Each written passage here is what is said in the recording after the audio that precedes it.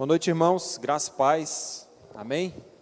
Deus abençoe sua vida, que Ele fale aos nossos corações e que você esteja, de fato, de mente e coração aberto para ouvir a sua palavra. Eu queria convidar você a abrir sua Bíblia lá no livro de Ageu, no capítulo 2.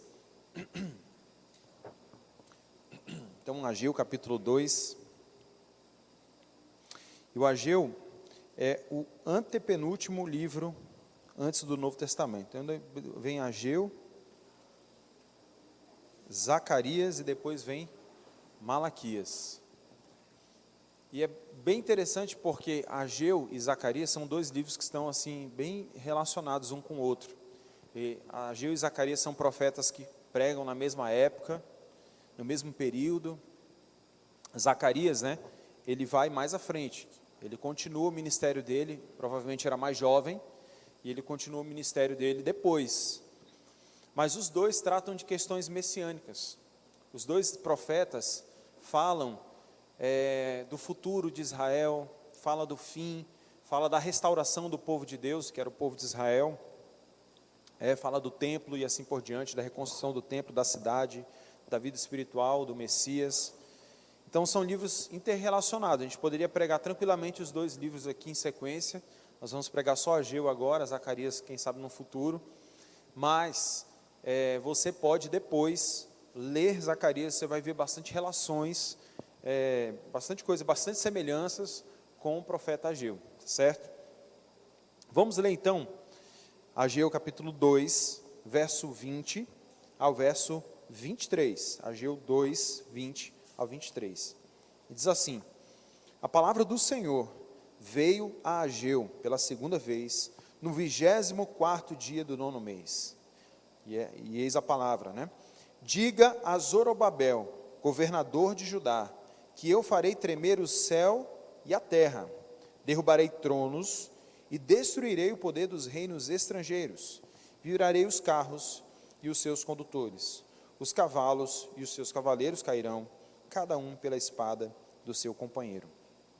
Naquele dia, declara o Senhor dos Exércitos, eu tomarei meu servo Zorobabel, filho de Sealtiel, declara o Senhor, e farei de você um anel de selar, porque eu tenho escolhido, declara o Senhor dos Exércitos. Vamos orar. Senhor, nós estamos diante do Senhor, diante da Tua igreja, diante da Tua palavra, e nós pedimos a Tua graça, pedimos a iluminação do Teu Espírito Santo para compreender a Tua palavra e para entender como ela se aplica a nós. Nós queremos entender, mas queremos vivê-la. E pedimos a graça para viver, para o poder do Senhor, para colocá-la em prática nas nossas vidas e aplicar o Evangelho às nossas vidas. Nós, então, oramos nos méritos e no nome de Jesus. Amém. Queria te fazer uma pergunta. Se Deus chegasse para você e te revelasse algo sobre o futuro, pessoalmente, ele chegasse com você e falasse, isso aqui vai acontecer, sei lá, os números da Mega Sena, brincadeira, precisa jogar na Mega Sena, mas se Deus chegasse para você e falasse algo muito importante sobre a sua vida, ou sobre o futuro da sua família, primeiro, como é que você se sentiria? Pensa aí. E segundo, será que você gostaria de saber? Porque saber o futuro é algo que também deve trazer um certo receio, não é verdade? Se você soubesse que no futuro algo ruim acontecesse, daqui a 10 anos, 15 anos, você talvez ficaria ansioso daqui até lá, Ficaria com aquela ansiedade. Então, de alguma forma, Deus protege a gente de saber do futuro, e por isso Deus não fica revelando o futuro o tempo todo, como as pessoas dizem aí, como a mãe de Ná costumava a dizer que ia acontecer isso, que ia acontecer aquilo, Quando era criança, isso era muito comum, era mãe de Ná, era Nostradamus, e direto tinha essa história de revelação do futuro. E eu me lembro, quando eu era pequeno ali, com cerca de 11 anos, eu fui morar em Manaus, um período de tempo, ficamos 6 meses morando em Manaus, e é bem interessante porque surgiu lá os boatos de que, ano de 99, quem já era nascido aqui em 99? Levanta a mão. Rapaz, eu tinha quantos anos? 2 anos, 99. Isso é ruim, gente. Quando a gente faz essa pergunta e pouca gente levanta a mão, é sinal que o negócio está ficando feio, Em 99 eu tinha 11 anos.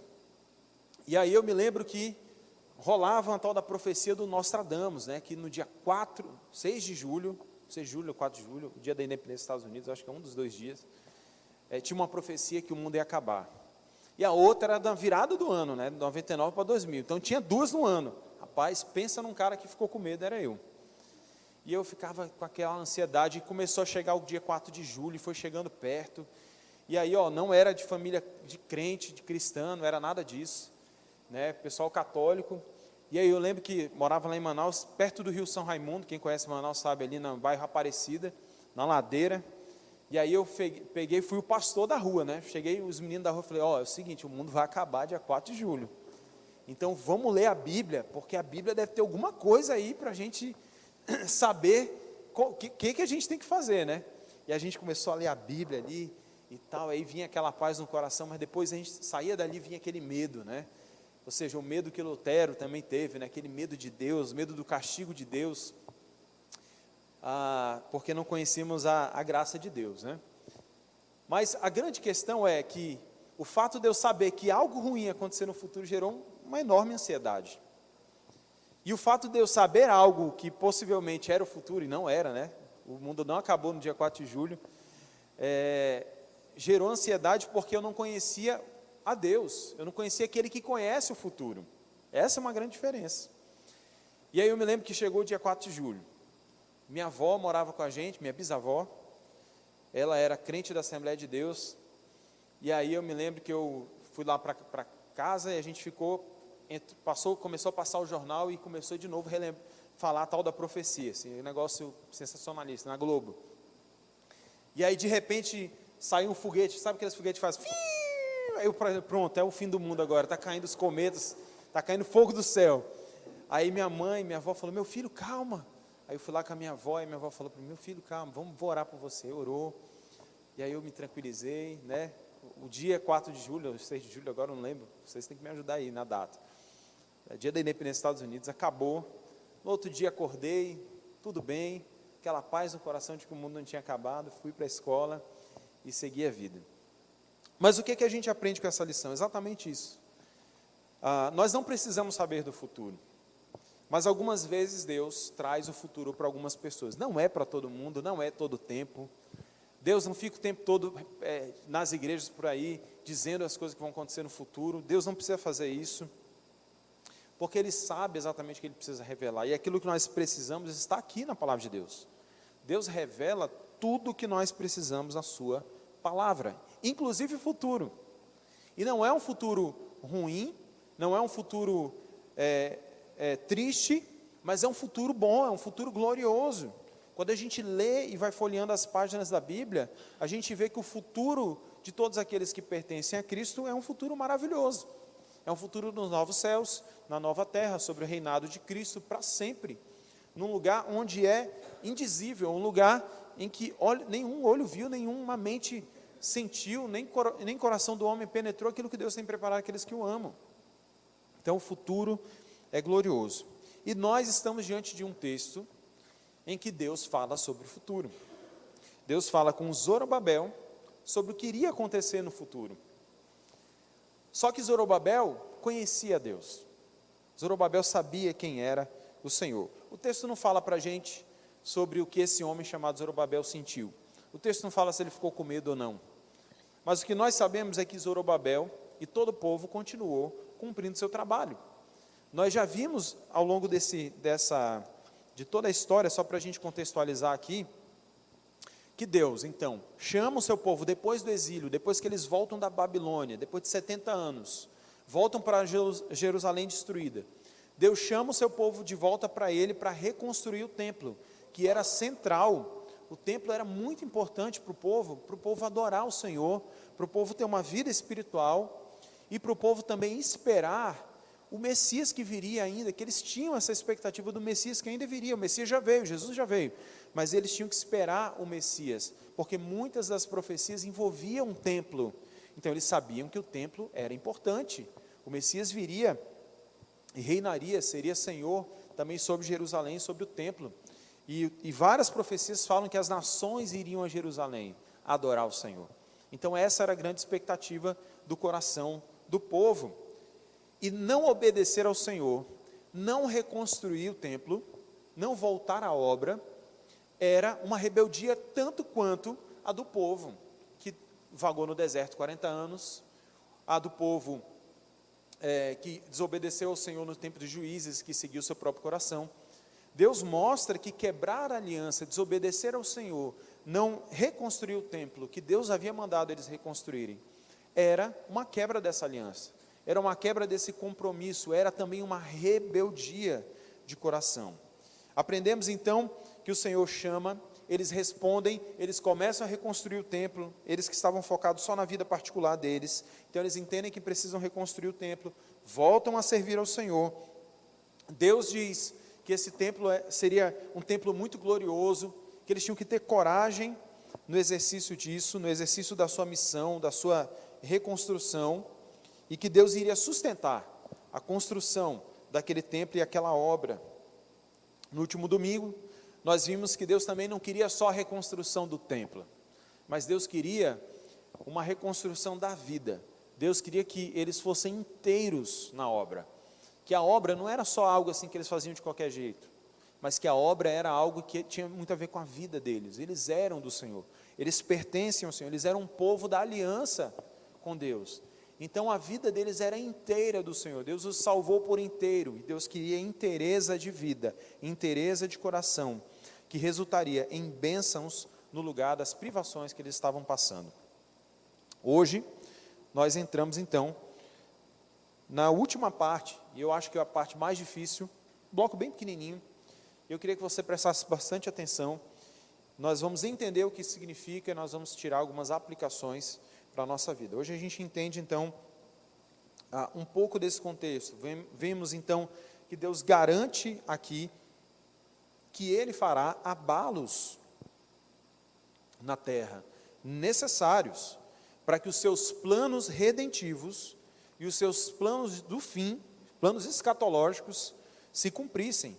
Então Deus garante que Ele mesmo vai fazer tudo o que é necessário para que os seus planos de salvar o seu povo e os seus planos de trazer o fim dos tempos, de cumprir os propósitos deles do final dos tempos, se cumpririam. Ele garante isso. Em segundo lugar, no verso 23, a gente vê que Deus também garante a vinda do Messias, essa expectativa do povo. Deus garante que o Messias faria parte desse plano, e Deus mantém então também aqui a sua aliança com Davi. Por que Davi é importante, a gente vai entender também hoje nesse texto. Primeiro lugar então, Deus garante que Ele mesmo fará os abalos, os movimentos necessários na terra, para que os seus planos redentivos e os seus planos de final, escatológicos, se cumpram. Verso 20 ao 22. A palavra veio a Ageu, pela última vez no mesmo dia. Percebe que é a mesma data da mensagem anterior. Deus fala primeiro com todo o povo, e depois Deus fala com o líder. Deus chama, é como se Deus chegasse a falar, como Jesus fala lá aos pastores, aos anjos das igrejas da Ásia, é como se Deus estivesse falando assim: olha, eu falei com o povo, agora vem cá, Zorobabel, eu quero conversar contigo aqui de perto, deixa eu te falar algumas coisas aqui. Então Deus chega especialmente no mesmo dia, através de Ageu, e fala com o líder do povo, Zorobabel, governador de Judá, e ele diz: farei tremer o céu e a terra. Acho que talvez assim, se isso fosse para a gente, como eu falei no início, a gente ficaria pensando: mas o que tem a ver, Deus, farei tremer o céu e a terra, derrubarei tronos e destruirei o poder dos reinos estrangeiros, virarei os carros dos seus condutores, os cavalos dos seus cavaleiros cairão, cada um pela espada do seu companheiro. Mas para Zorobabel fazia todo sentido. Eles estavam num período de volta para a terra. O reino de Dário, que era o rei atual, que tinha substituído o rei anterior, era um reino novo, e nesses períodos de transição de reis, os reinos se abalam de alguma forma, porque os povos vizinhos, ou os povos que estavam sob domínio daquele rei e daquele reino, de alguma forma tentam se rebelar. Então Deus diz aqui que ele faria esses tronos caírem. Os tronos estrangeiros iriam cair, os carros e os cavalos virariam.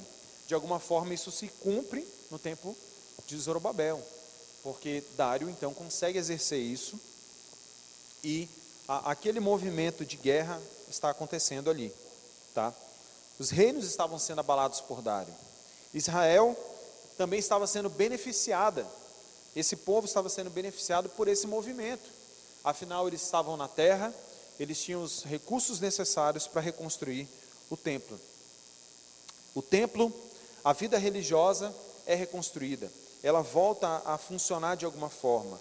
A espiritualidade também volta, porque o povo volta a adorar o Senhor, volta a celebrar no altar com os sacrifícios. E há também a preparação para o Messias. O povo começa a se preparar para a vinda do Messias, e nós sabemos que é Jesus. Aqui eles esperavam o Messias que viria, mas aqui nós sabemos que é Jesus. A Bíblia já nos mostra isso. O povo aqui está trabalhando por algo maior do que eles estavam trabalhando naquela época. Não era só a reconstrução do templo, como nós falamos, era a reconstrução de algo maior, era a expectativa do Messias, era a expectativa da restauração do povo de Deus, e da restauração de toda a terra. Os reinos seriam abalados pelo Senhor também. E a segunda verdade que nós lemos nesse texto é que o texto não está falando apenas daquele período, mas Deus está trazendo de volta aquilo que nós lemos, versos anteriores. Você volta um pouquinho, pode abrir no capítulo 2, no verso 6, capítulo 2, verso 6, Deus diz assim: assim diz o Senhor dos Exércitos, dentro de pouco tempo farei tremer o céu, a terra, o mar e o continente, farei tremer todas as nações, as quais trarão para cá os seus tesouros. Então Deus está trazendo a mesma mensagem, de alguma forma diferente, para Zorobabel. Mas Deus diz ao povo, e diz a Zorobabel também, que ele fará algo a mais. Ele traria também a paz. Ele encheria o templo de glória. E isso aqui lança a Zorobabel para frente. Faz Zorobabel pensar que Deus também está falando para frente, para um futuro, para algo que viria depois. Rapaz, esse ruidinho, esse sonzinho, agonia, né? Microfone não. Acho que é o caixa de som mesmo. Então, ele lança Zorobabel para frente aí. Melhorou. Vamos lá. Som. Melhorou um pouquinho. Vai ficar, né? Inimigo, irmãos. Inimigo de vossas almas. Inimigo do microfone. Então vamos caminhando. E nessa ideia de olhar para frente, de falar do futuro, Deus então relembra que Ele é o Senhor de tudo. Ele relembra que os reinos seriam abalados por Ele, não por Dário, mas o próprio Senhor faria isso. E aí eu queria que você abrisse sua Bíblia lá em Zacarias capítulo 14. Vai um pouquinho para frente, abre Zacarias capítulo 14.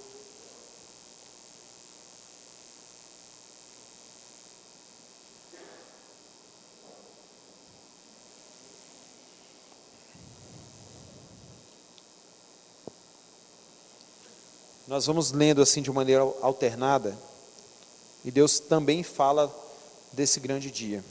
O texto que nós estamos lendo, no verso 23, Deus fala por meio de Ageu o seguinte: naquele dia é uma referência ao futuro, ao fim, a um período escatológico.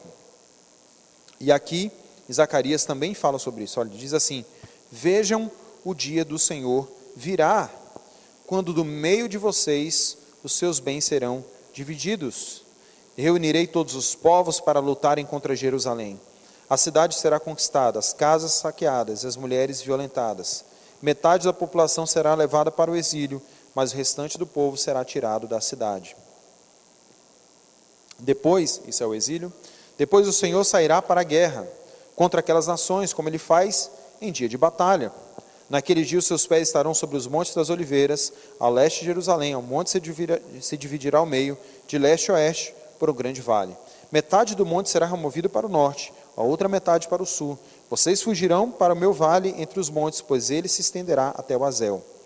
Fugirão como fugirão de terremoto, nos dias de Uzias, rei de Judá. Então o Senhor, meu Deus, virá com todos os seus santos. Naquele dia não haverá calor nem frio. Será um dia único, um dia que o Senhor conhece, no qual não haverá separação entre dia e noite, porque mesmo depois de anoitecer, haverá claridade. Naquele dia, e essa expressão naquele dia é uma expressão do fim, correntes fluirão de Jerusalém, metade delas para o mar do leste, metade para o mar do oeste. Isso acontecerá tanto no verão quanto no inverno. O Senhor será rei de toda a terra. Naquele dia haverá um só Senhor, e o seu nome será um único nome. A terra toda, desde Geba até Rimon, ao sul de Jerusalém, será semelhante a Arabá. Mas Jerusalém será restabelecida e permanecerá em seu lugar, desde a porta de Benjamim até o lugar da primeira porta, até a porta da esquina, e desde a torre de Hananel até os tanques de prensar uvas do rei. Será habitada, nunca mais será destruída, Jerusalém estará segura. Esta é a praga com qual o Senhor castigará todas as nações que lutarem contra Jerusalém. Sua carne apodrecerá enquanto estiverem ainda em pé, e seus olhos apodrecerão em suas órbitas, e sua língua apodrecerá em sua boca. Naquele dia, grande confusão causada pelo Senhor dominará essas nações. Cada um atacará o que estiver ao seu lado. Também Judá lutará em Jerusalém. A riqueza de todas as nações vizinhas será recolhida, grandes quantidades de ouro, prata e roupas. A mesma praga cairá sobre os cavalos, mulas, camelos e burros, sobre todos os animais daquelas nações. Então os sobreviventes de todas as nações que atacaram Jerusalém subirão ano após ano para adorar o Rei, o Senhor dos Exércitos, para celebrar as festas das cabanas. Se algum dentre os povos da terra não subir a Jerusalém para adorar o Rei, o Senhor dos Exércitos não virá para ele a chuva. Se os egípcios não subirem para participar, o Senhor mandará sobre eles a praga com a qual afligirá as nações que se recusarem a subir a celebrar as festas das cabanas. Sim, essa será a punição do Egito de todas as nações que não subirem para celebrar a festa das cabanas. A gente para por aqui. Zacarias também então fala desse final, onde o Senhor abalará, onde o Senhor movimentará, Ele mesmo sairá para guerrear em favor do seu povo. E o grande dia do Senhor nos lembra aquilo que acontecia nos dias de batalha. A ideia de um grande guerreiro, antigamente, era um guerreiro que vencia a batalha em um dia. E quando fala de um dia, é exatamente essa ideia, o Senhor é aquele grande guerreiro que batalha em um dia pelo seu povo e vence. É o dia do furor, é o dia da sua ira, é o dia do poder desse Senhor, desse guerreiro poderoso, o Senhor dos exércitos. Deus então lança Zorobabel para o futuro, para o dia onde ele abalaria a terra, e ele estabeleceria o reino do Senhor, o reino do Messias. Lucas 21:10, no Novo Testamento, nos lembra também desse abalo do Senhor de toda a terra. Abra lá em Lucas. E o Senhor fala do sinal dos fins dos tempos, e diz que no fim, nos últimos dias,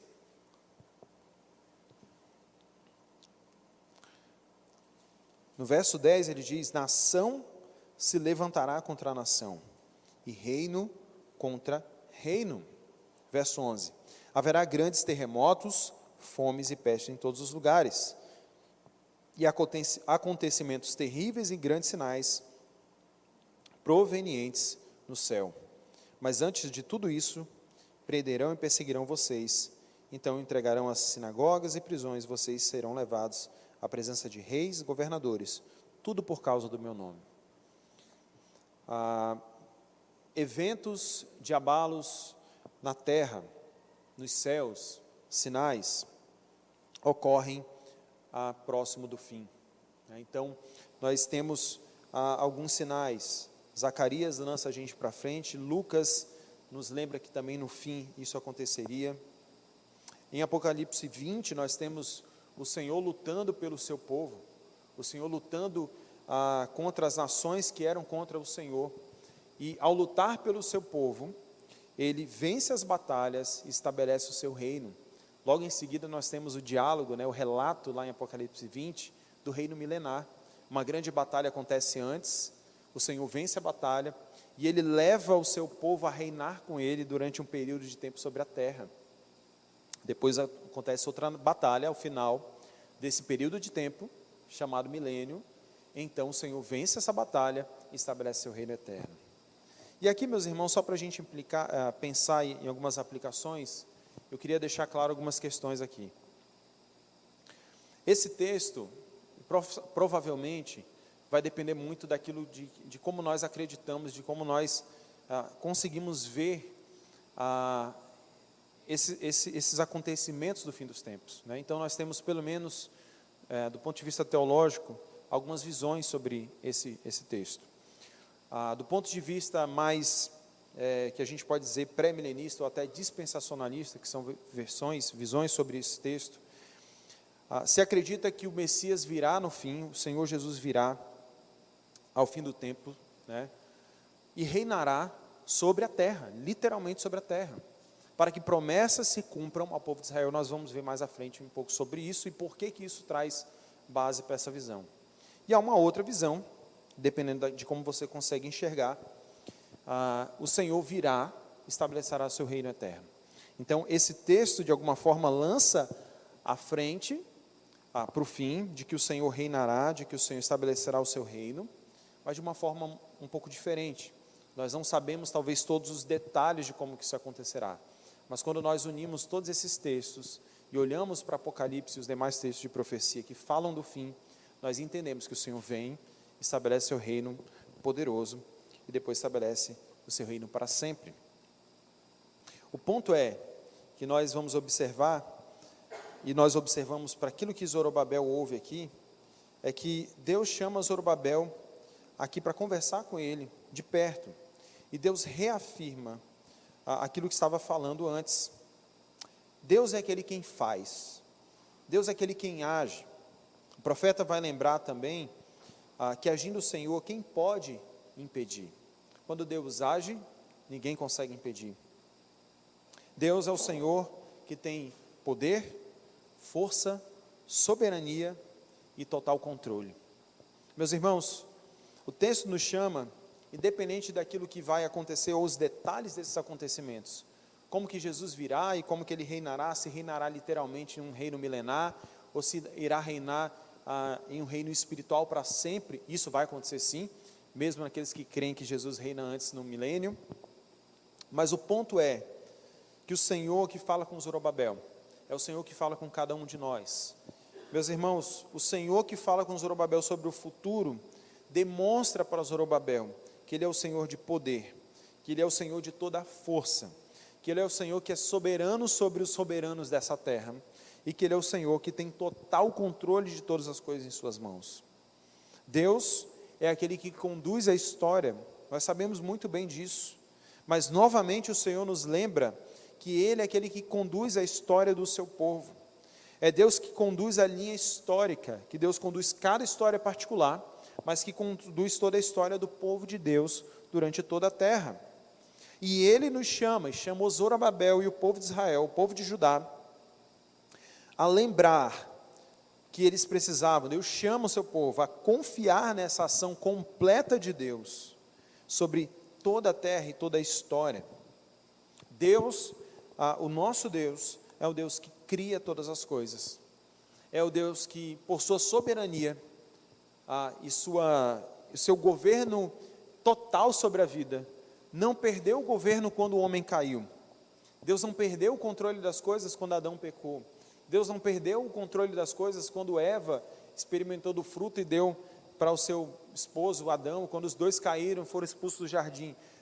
Todos esses processos, a criação, a queda do homem, a redenção, quando Deus envia o seu Filho Jesus, quando Jesus vem em carne, habitar entre nós, sendo homem, andar pelas terras que nós não conhecemos, alguns conheceram, mas andando pela terra que nós pisamos, né? Não literalmente, lá em Jerusalém, lá na região de Israel, pisando nas ruas empoeiradas. Esse Senhor que veio, né, que andou como homem, que viveu como homem, obediência a Deus, homem de dores, homem de tristeza, homem de pobreza. O Senhor Jesus, que morreu na cruz, que ressuscitou. Esse Deus controla todos esses processos, criação, queda, redenção. Mas esse Senhor também é o Senhor que cuida da restauração de todas as coisas. O Senhor é aquele que conduz toda a história até hoje, até Jesus, mas o Senhor é aquele que conduz a história até o fim. Deus não perdeu o controle da história.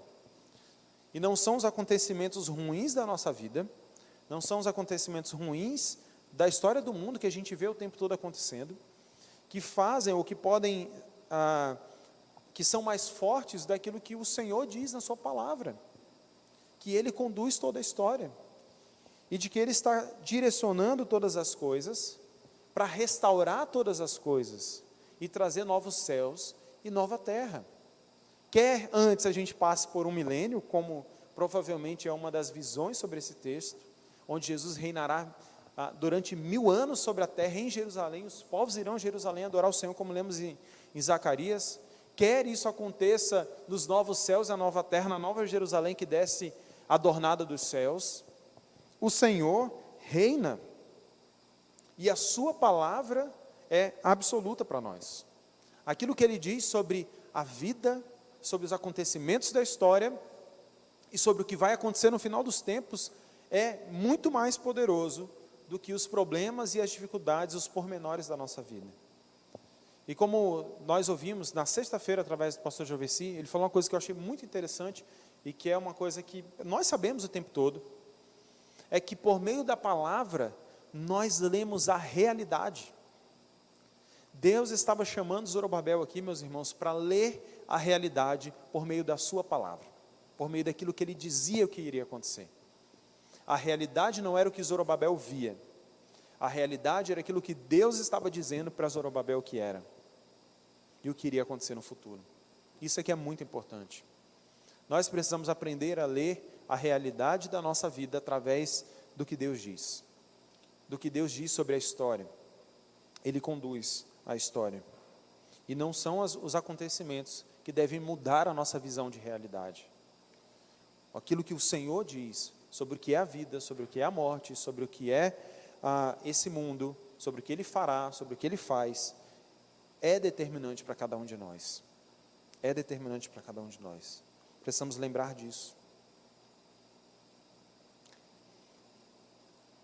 Eu me lembro da história de Jó. E a história de Jó conta que Jó viveu tudo o que ele viveu.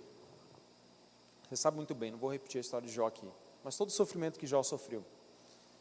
Jó não sabia o que iria acontecer no final. Lá no começo, Deus não falou para Jó que iria restaurar Jó. Falou? Você lê isso lá em Jó? Que Deus iria restaurar Jó? Não, de jeito nenhum. Talvez, se Deus tivesse falado para Jó assim, ó Jó, aguenta firme aí, porque no final vai dar tudo certo. No final, eu vou restaurar tudo, vai ter filho de novo, vai ser um homem mais rico, fica tranquilo. Talvez Jó teria feito isso para a sua própria glória. Se Deus tivesse falado que faria o nome de Jó conhecido, Jó ia falar, opa, que legal, né? Vou ser muito conhecido, meu nome vai ficar na história, então deixa eu aguentar firme aqui. Mas Deus não falou nada para Jó. Deus somente revelou cada momento da vida de Jó, e Jó sofreu cada momento, sem saber o que iria acontecer no futuro. Mas quando chega no final, Jó fala uma expressão que deve ficar firme no nosso coração. Ele diz, eu sei que o meu Redentor vive, e que por fim se levantará sobre a terra. Jó, ao experimentar tudo que ele experimentou, descobriu na prática que o Senhor é o Redentor da vida dele, que o Senhor é o seu libertador, que Ele é o seu Salvador, e que no fim, Deus irá se levantar sobre toda a terra. E o se levantar aponta também para o fim, para o tempo que o Senhor virá e restaurará todas as coisas. O ponto, meus irmãos, é que nós sabemos o fim. O ponto é que nós sabemos o final da história, e o final é glorioso. Deus não fica revelando as nossas histórias individuais o tempo todo, não é? O que vai acontecer com isso, o que vai acontecer contigo amanhã, não sei o que e tal. Mas Deus revela que o final da história do seu povo, do povo da sua aliança, é glorioso. Isso deve ser suficiente para nós, para que a gente confie no Senhor e para que a gente caminhe firme ao longo da nossa vida, servindo ao Senhor. Ageu nos chama para servir. Ageu nos chama para construir a glória do Senhor nessa vida, para viver para a glória do Senhor, sabendo que a glória do Senhor é melhor do que a nossa, que a nossa glória é uma vanglória, é uma glória que se acaba quando nós vamos para o túmulo e o nosso corpo entra em decomposição. Mas aqueles que esperam no Senhor, aqueles que são povo da sua aliança, a Bíblia diz que no fim ressuscitarão, voltarão à vida e reinarão com o Senhor para sempre. Nós conhecemos o fim da história, e o fim da história deve ser suficiente para nos motivar, para nos encorajar a caminharmos essa vida nesse mundo caído, de maneira alegre, de maneira confiante naquilo que Deus fala sobre o futuro. Amém? Em segundo, verso 23, a gente já vai terminar. O verso 23, então, Deus continua o diálogo com Zorobabel por meio de Ageu. E ele diz para Zorobabel, e a nossa sentença é que Deus garante a vinda do Messias, como parte desse plano, e mantém sua aliança com a descendência de Davi. O que isso significa? Deus mostra que esses acontecimentos do fim, que esses acontecimentos dali daquele período de tempo, mas do fim, é parte do seu plano. Ele garante, então, que o Messias vai vir. Pastor, onde é que está o Messias nesse texto? Eu não estou lendo, não fala nada de Messias aí. Vamos com calma aqui, eu queria te explicar para você entender. Eu preciso explicar alguns pontos para que você entenda o que provavelmente esse texto está querendo nos apontar. Em 2 Samuel 7, por exemplo, Deus fala com Davi, Deus confirma a dinastia de Davi. Deus faz uma promessa para Davi quanto ao seu reino. No verso 16 do capítulo 7 de 2 Samuel, ele diz assim: quanto a você, sua dinastia e o seu reino permanecerão para sempre diante de mim. O seu trono será estabelecido para sempre.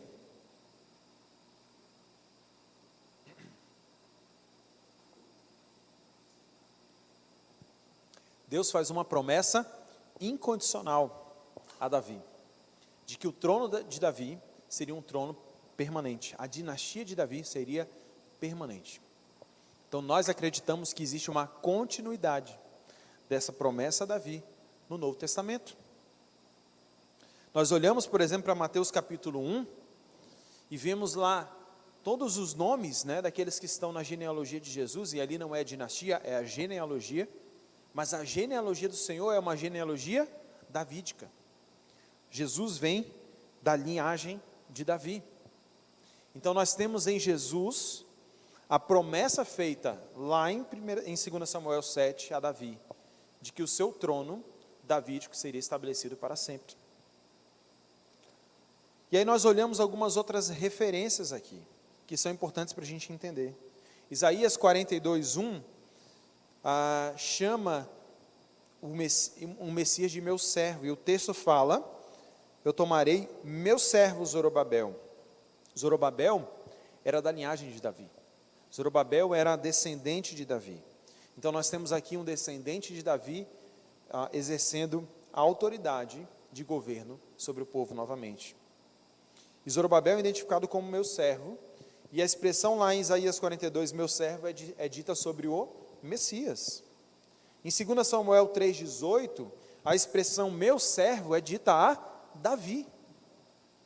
Em Ezequiel 37, do 24 ao 25, a expressão meu servo é dita a Davi e é dita ao Messias. E aqui ela é dita ao Zorobabel. Então a expressão meu servo, que fala para Zorobabel, junto com a expressão naquele dia, aponta para o fim. Zorobabel não estaria no fim. Quem estaria no fim?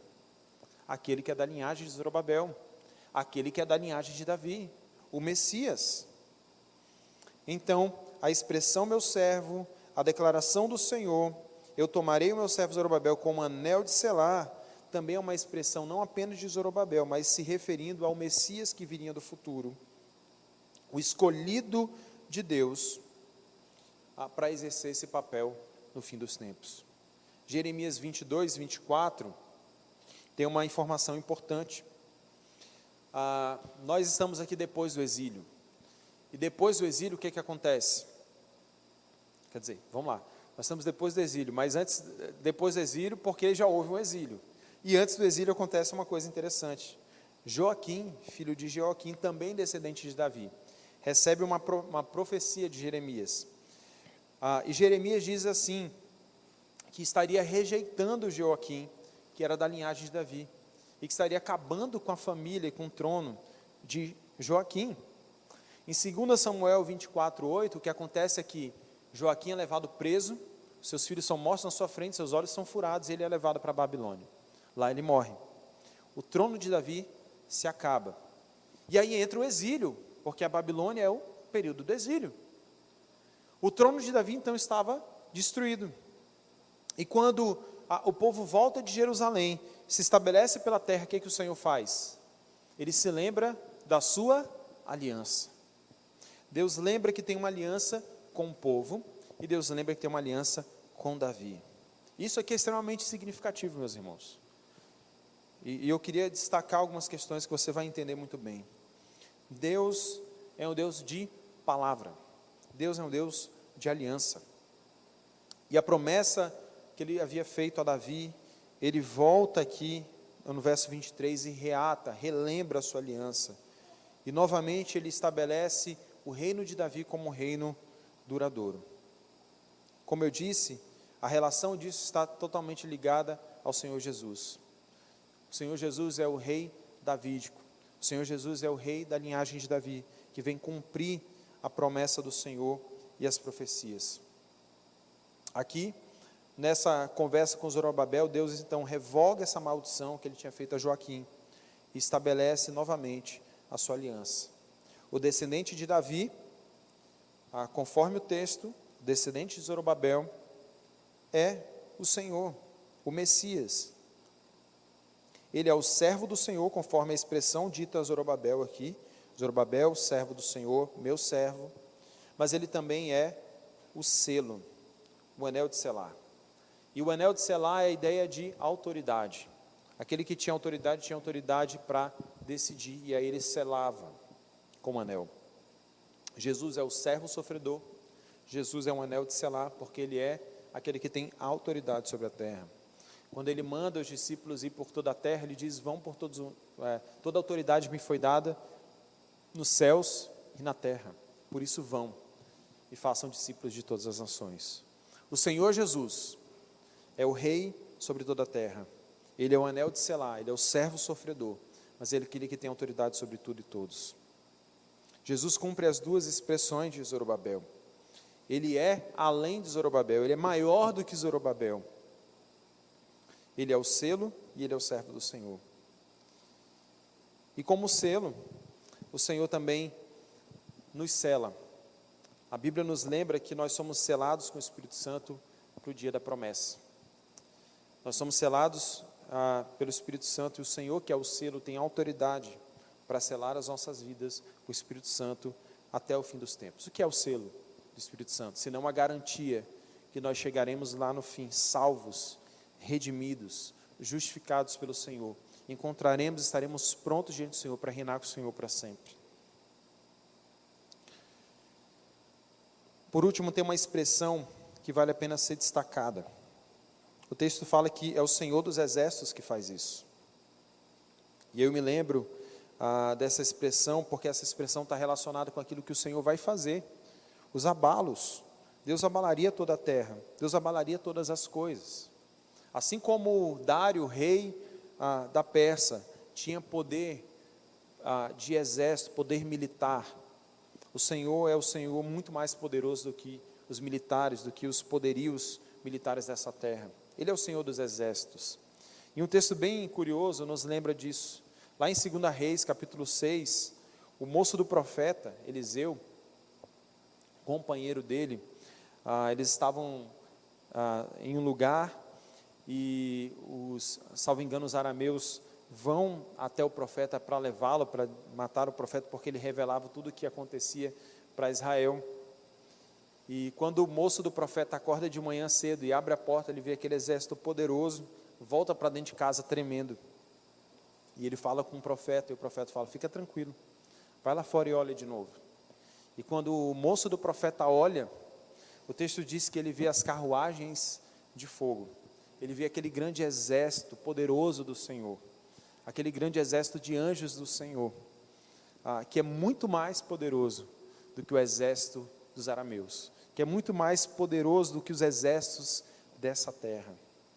Jesus também, em Mateus 26, quando ele é preso e o discípulo corta a orelha do romano, Jesus diz assim: olha, bate sua espada aí, lá em Mateus 26, bate sua espada aí. Você não acha que se eu pudesse, eu chamaria legiões de anjos? O Senhor, eu oraria ao Pai, Ele mandaria, colocaria à minha disposição mais de 12 legiões de anjos, milhares e milhares de anjos. O exército do Senhor é mais poderoso, e por isso o Senhor, essa expressão, o Senhor dos exércitos, está aqui. Ele é aquele que governa, é aquele poderoso que abala a terra para cumprir os seus propósitos nessa terra. Meus irmãos, para a gente pensar, eu queria pensar algumas aplicações para a nossa vida. E quando nós olhamos e nós perguntamos, qual era o pecado desse povo? O pecado do povo seria ser infiel ao Senhor. O Senhor já tinha tirado eles do Egito, já tinha salvo eles, já tinha levado eles para a terra. Assim como Deus salvou o seu povo, Deus salvou cada um de nós em Cristo Jesus. Quando nós conhecemos o Evangelho da Graça, quando nós entregamos nossa vida a Cristo, nós temos uma aliança com Deus. Uma aliança feita no sangue de Jesus, que nós lembramos todos os meses através da ceia do Senhor. Deus é fiel à sua aliança. E não sermos fiéis ao Senhor, e não serem fiéis ao Senhor era o pecado desse povo. Se eles não fossem fiéis, o Senhor novamente traria juízo sobre eles. E assim foi depois também. A mesma coisa para a gente.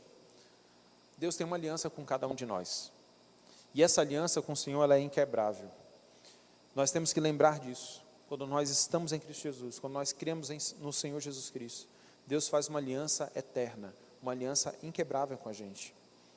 E o nosso pecado é justamente sermos infiéis ao Senhor. Sermos infiéis com aquilo que corresponde aos termos de sermos parte dessa aliança, sermos o povo da sua aliança. Deus requer de nós uma vida digna dessa aliança. Deus requer de nós uma vida em santidade. Deus requer de nós não uma mente dividida, mas uma mente confiante na sua graça. Deus requer de nós um povo que confia na sua palavra e que faz aquilo que o Senhor está dizendo. É isso que Deus quer, Ele requer de nós. Mas a Bíblia também nos lembra, em 2 Timóteo 2,13, que quando nós somos infiéis, o Senhor permanece fiel. E por que Deus permanece fiel? É fiel a gente? Não. Deus se mantém fiel porque Ele cumpre por meio da sua fidelidade a sua palavra e os seus propósitos nesse mundo. Por que Deus era fiel a Davi na sua aliança? Mesmo Davi tendo pecado, mesmo os filhos de Davi terem pecado, Deus manteve a aliança e cumpriu essa aliança em Jesus. Jesus é o rei davídico, porque Deus é um Deus de palavra. E não porque Deus tinha algo especial para Davi, mas porque Deus escolheu Davi e os seus filhos para cumprir um propósito muito maior.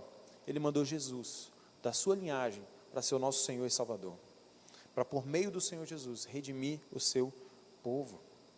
Então Deus cumpre a sua aliança, porque quando Ele cumpre a sua aliança, Ele cumpre os seus propósitos, Ele cumpre a sua vontade no mundo, por meio da sua aliança. Ele é fiel àquilo que Ele diz, Ele é fiel à sua aliança.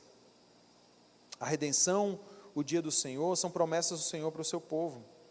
Deus tem total controle da história, Deus tem total controle dos movimentos da terra, dos movimentos sociais, dos movimentos políticos, de forma que tudo, de alguma forma, converge para a vontade do Senhor. Mas também nós aprendemos nesse texto que Jesus é o servo do Senhor. Esse texto nos mostra Jesus. E Jesus é o Messias prometido, meus irmãos. Mas não é o Messias que ainda virá. É o Messias que já veio e o Messias que voltará. Ele é prometido, ele é o descendente de Davi. Jesus reina sobre a igreja. E Jesus reinará sobre os remanescentes de Israel, sobre todos aqueles judeus que virão se converter lá no futuro, perto do fim dos tempos. Jesus voltará, reinará sobre Jerusalém, reinará sobre a igreja, cumprindo as promessas messiânicas. E lá, todos os povos adorarão o Senhor em Jerusalém. Na Nova Jerusalém, todo o povo de Deus estará reunido, adorando o Senhor para sempre. Jesus é o anel de selar, ele é a autoridade sobre a igreja, ele é a autoridade sobre o povo de Deus. E como nós já falamos, ele nos sela com o seu Espírito Santo para vivermos debaixo da sua promessa, para estarmos prontos para o grande dia do Senhor, para vivermos debaixo da sua obediência e construirmos a sua glória, construirmos a sua igreja, edificarmos o seu reino nesse tempo até que ele volte. Em Cristo há perdão também. Do mesmo jeito que Jesus ele é fiel, por ele ser fiel, ele oferece graça e perdão para aqueles que são infiéis.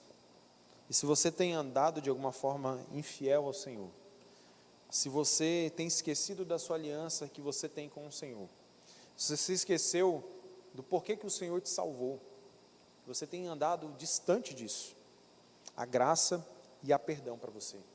Deus permanece fiel. E por ele ser fiel, ele abraça aqueles que são seus, ele os limpa dos seus pecados, ele dá a eles uma nova chance de seguir em frente e dá o poder para viver em fidelidade a ele. Deus então desejava e deseja de cada um de nós, desejava do seu povo e deseja de nós fidelidade e confiança naquilo que ele diz, meus irmãos. Zorobabel, o líder desse povo, sabia quem era Deus e sabia exatamente o que estava fazendo para o Senhor e o que Deus estava fazendo por meio dele. E isso é uma outra implicação prática da nossa aliança com o Senhor. Quando nós conhecemos a Deus, nós sabemos quem nós somos. Muitas vezes nós andamos perdidos na nossa vida, muitas vezes nós andamos sem sentido, a nossa vida não tem muito propósito, a gente não sabe por que a gente está aqui, a gente não sabe por que a gente vive, a gente não sabe por que a gente acorda, parece que a gente vive sem motivação. Mas o ponto, meus irmãos, é que quando nós sabemos que nós somos o povo da sua aliança, o povo de Deus, filhos do Senhor, salvos, remidos pelo sangue do Cordeiro, temos uma aliança com Deus, a nossa vida se enche de propósito. Então o nosso caminhar é um caminhar mais seguro. Nós sabemos o futuro, mas o futuro glorioso não nos amedronta. Nós não temos medo do fim do mundo, né? Como eu tinha lá com 11 anos. Pelo contrário, nós ansiamos a volta do Senhor. E esperamos que Ele venha e estabeleça o seu reino, e que nós queremos reinar com Ele. Com esse rei davídico, com esse rei maravilhoso, com esse rei de autoridade, mas também de amor. Então nós ansiamos isso. E o ponto é, a pergunta que eu faço, quando nós confiamos no Senhor, na verdade, nós sabemos que somos dele, nós sabemos o que Deus está fazendo por meio de nós. Nós temos ânimo para servir ao Senhor. Você anda desanimado? Você sabe quem você é em Cristo? Você sabe o porquê que Deus te salvou? Para que Ele quer você como seu filho? O que é a igreja? Qual é o propósito da igreja? Se você é crente, se você é filho de Deus, você é servo dele, a sua vida tem sentido, a sua vida tem razão. E o que Deus quer gerar em nós é um contentamento santo nele. Que a gente aprenda a desfrutar da alegria no Senhor, de viver com o Senhor, de viver para a glória dele nesse mundo, meus irmãos. E Ageu nos lembra que viver para a glória de Deus é melhor do que viver para a nossa própria glória.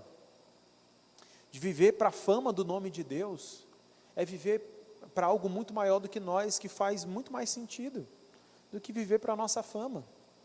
Como eu falei nas semanas atrás, a gente teve uma cantora aqui, muito famosa, mas que morreu, e foi trágico, é trágico, sempre vai ser a morte de alguém. Mas toda a fama dela acabou, Ela tem fama hoje, mas ela não desfruta mais da fama. Viver para a nossa glória não tem sentido. Mas viver para a glória do Senhor faz todo sentido. Então Deus requer de nós, e Deus quer, meus irmãos, que a gente descubra a alegria de viver para a sua glória nesse mundo. Deus quer que a gente descubra a alegria e o contentamento de viver com Ele, de viver para Ele nesse mundo. Você está disposto a aprender isso?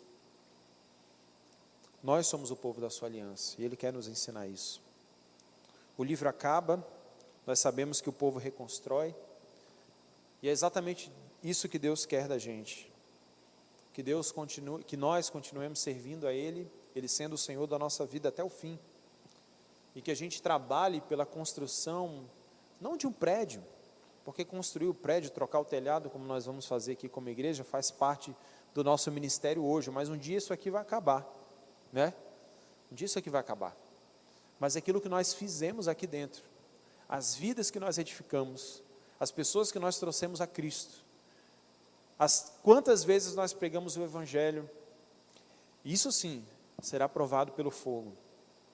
E se for provado aquilo que foi construído de maneira correta, permanecerá. Mas aquilo que não foi feito de maneira correta é palha e será queimado com todas as demais coisas. Deus nos chama, meus irmãos, por meio do livro de Ageu, a construir a sua igreja, a edificar a igreja dele nesse mundo. E eu não falo disso só aqui na nossa igreja local. Você pode ir para uma outra cidade um dia, você pode ir para outro país que você seja. Não esqueça que se você é o povo da aliança de Deus, Deus chama você para viver para a glória dele e edificar a sua igreja nesse mundo. Por último, eu queria desafiar você, eu não conheço, não sei como é que está seu coração, mas eu queria lembrar que Jesus morreu e ressuscitou, firmando uma aliança no seu sangue por você. E que se você crê, se você confia na graça de Jesus, você é incluído numa aliança, num compromisso, numa relação firme e eterna com o Senhor Deus. E Deus se mantém fiel a essa aliança até o fim. E Ele quer que você fique firme também nessa aliança até o fim. Confie no amor leal de Deus, que foi revelado em Jesus Cristo na cruz, para que você esteja pronto para o grande dia do Senhor. Jesus dá o Espírito para que isso aconteça. Jesus derrama a sua graça diariamente para que isso aconteça, para que a gente tenha perseverança no caminho até o final. Deus deseja usar você, a sua igreja, mas Deus deseja também usar cada um individualmente na edificação do seu reino nesse mundo. Baixe sua cabeça, eu vou fazer uma oração, em seguida a gente vai cantar mais um cântico. E a minha oração é que o Senhor nos ajude a compreender essas verdades e a viver para a sua glória. Senhor, nós novamente nos colocamos diante do Senhor. E nós aprendemos aqui, Pai, que o Senhor é fiel, fiel à sua aliança. O Senhor foi fiel à aliança a Davi, e por conta da sua fidelidade, não a Davi, mas a sua aliança, nós recebemos o Messias. Nós recebemos o teu Filho Jesus, que veio, nascido da mulher, Senhor, debaixo da lei, morreu no nosso lugar, foi feito maldição, foi feito maldito, para que nós fôssemos feitos a justiça de Deus. Ele morreu como um cordeiro, Senhor, mas a Escritura nos lembra que Ele voltará como um leão, poderoso, glorioso, Senhor de todas as coisas, para estabelecer um reino eterno, um reino duradouro, um reino que relembra o rei Davi, mas que é maior do que Davi. É um reino justo, santo e perfeito, onde todos aqueles que estão debaixo da aliança com o Senhor e que foram alcançados pelo sangue desse cordeiro, participarão também desse reino e desfrutarão, reinando com Ele, Senhor. Nós queremos lembrar essas verdades que parecem muitas vezes tão abstratas, Pai, tão distantes, mas que têm total relação com a nossa vida hoje.